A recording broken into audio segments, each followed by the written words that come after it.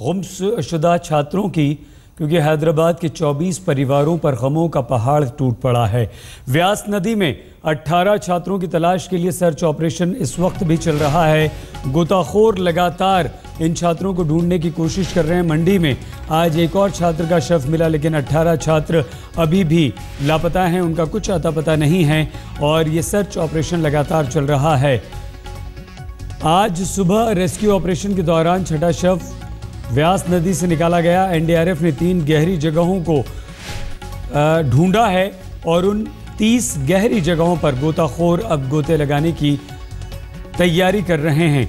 NDRF ऐसे अलग अलग टीमें गोताखोरों और नावों के जरिए नदी की लहरों में बहे छात्रों की तलाश कर रही हैं। नदी के जलस्तर को कम किया गया है, 3 फीट कम हुआ है जलस्तर, जिससे छात्रों को ढूंढने का काम और आसान किया जा सके। इससे पहले कल तक नदी का बहाव काफ़ी तेज़ था और पानी बहुत तेज़ी से बह रहा था। कई किलोमीटर दूर तक छात्रों को ढूंढने की कोशिश हो रही है, लेकिन 18 छात्रों का अभी तक कोई पता नहीं है। हमारे संवाददाता सत्येंद्र चौहान व्यास नदी पर जहां छात्रों को ढूंढने की कोशिश हो रही है वहीं मौजूद है। उनके पास आपको लिए चलेंगे अब से कुछ ही देर में, लेकिन उससे पहले हैदराबाद से आए छात्रों के रिश्तेदार मंडी पहुंच चुके हैं और इन रिश्तेदारों से बात की है सत्येंद्र ने। हैदराबाद से इंजीनियरिंग के जो छात्र यहां पर घूमने आए थे उनको हैदराबाद वापस भेज दिया गया है।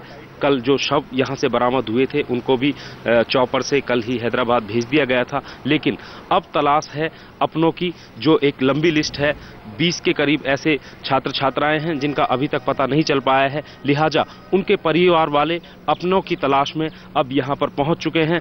पंडोक डैम के किनारे आप देख सकते हैं पूरा परिवार यहां पर हमारे साथ मौजूद है जो हैदराबाद से आए हैं। आपका नाम? कृष्णा रेड्डी है। आप किसकी तलाश में यहाँ आए हैं? हमारा बेटी का रिश्ता रेड्डी का। कब आपकी बात हुई थी लास्ट में कि क्या प्रोग्राम बना था, कब घूमने आए थे वो लोग? सुबह शाम में फ़ोन करते थे। अभी 5 o'clock फ़ोन किया था, कोली मुना ले जा रहे बोल के, वो रास्ते में है।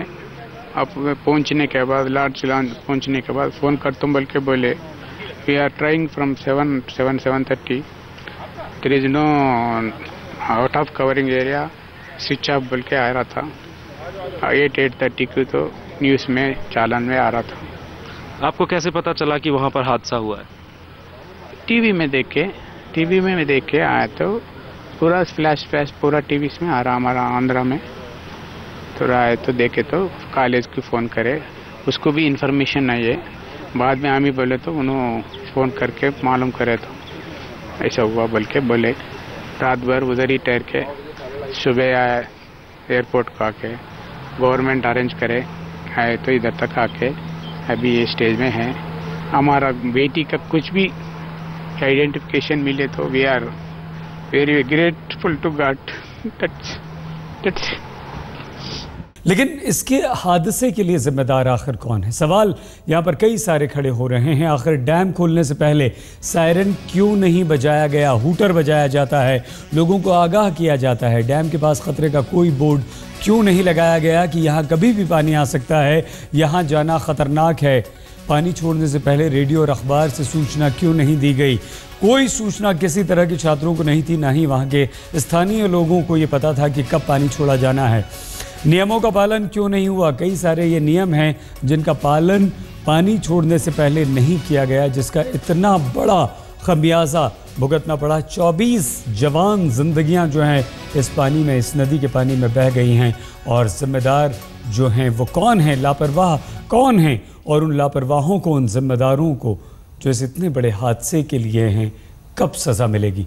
सीधे आपको मंडी व्यास नदी जहां पर ये सर्च ऑपरेशन चल रहा है मौजूद हमारे संवाददाता सत्येंद्र चौहान के पास लिए चलते हैं। सत्येंद्र, उम्मीद डूबती जा रही है, लेकिन इंसान जब तक अपनी आंखों से देख ले उसे सब्र नहीं होता, उसे विश्वास नहीं होता। कैसा सर्च ऑपरेशन चल रहा है? कितनी उम्मीद हम छात्रों की अभी मिलने की करें सत्येंद्र?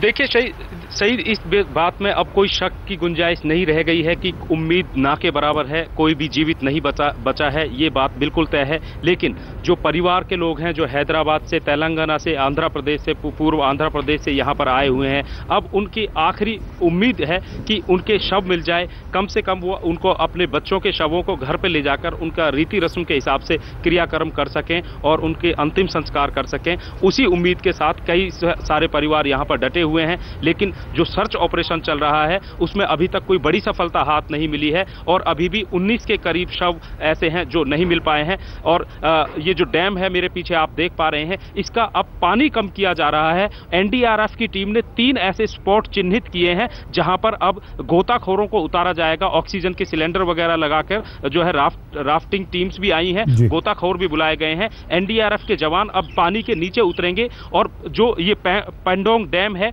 इसका जो लारजी डैम से पानी आ रहा है वहां से इनफ्लो रोक दिया गया है, साथ ही यहां से आउटफ्लो बढ़ा दिया गया है। यानी कि पेंडोंग डैम से पानी को अब रिलीज करना शुरू कर दिया है ताकि पानी का लेवल नीचे चला जाए और जब नीचे चला जाएगा तो सिल्ट थोड़ी ऊपर आएगी। अगर शव सिल्ट के अंदर दबे हुए हैं, गाद के अंदर दबे हुए हैं तो वो दिख जाए, उनको बाहर निकाला जा सके, इस तरह की कोशिश की जा रही है। फिलहाल 3 फीट जो है इस डैम का पानी नीचे जा चुका है और इसके बाद जब ये और थोड़ा नीचे चला जाएगा तो जो शव है उनको निकालने का काम शुरू किया जाएगा। सईद।